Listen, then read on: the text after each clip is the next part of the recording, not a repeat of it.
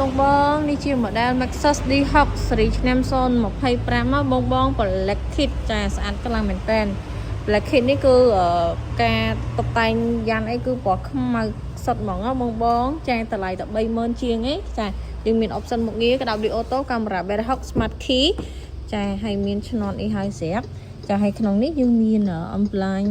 សម្រាប់ដូរពណ៌ភ្លើងទៀតអូយស្អាតខ្លាំងហ៎បងចាមានកាមេរ៉ា360ឆេះឡើងពីចង្ងាយបើកកញ្ចក់ពីចង្ងាយប្រព័ន្ធបដូរកលងផ្លូវប្រព័ន្ធ VCA គឺមានទាំងអស់ហ្មងបងបង full option ចាកៅអីអូតូប្រអប់លេខប្រើលេខដៃក៏បានអូតូក៏បានណាបងបងចាហើយ screen គឺធំល្អមែនតើមើលផ្នែកខាងក្រោយចាហើយខាងក្នុងអ្វីដែលសំខាន់សម្រាប់ពណ៌ cherry ទៀតបងហើយកៅអី3ជួរ7កៅអីបងបងអញ្ចឹងសម្រាប់បងបងដែលមានសមាជិកគ្រួសារច្រើនអាចមើលទៅលើ model Maxus D6 នេះបានបងហើយខាងក្រោយគឺប្រភេទម៉ាស៊ីនត្រជាក់ក៏មានដែរត្រជាក់មុខក្រោយហ្មងចានេះគូខាងក្រោយរៀងក៏ស្អាតដែរបងបងនេះរៀងខាងក្រោយគេនេះអូខេបើបងបងមានចង្អុលបន្ថែមអាចតាក់ទងមកនឹងខ្ញុំបន្តបានណាបងបង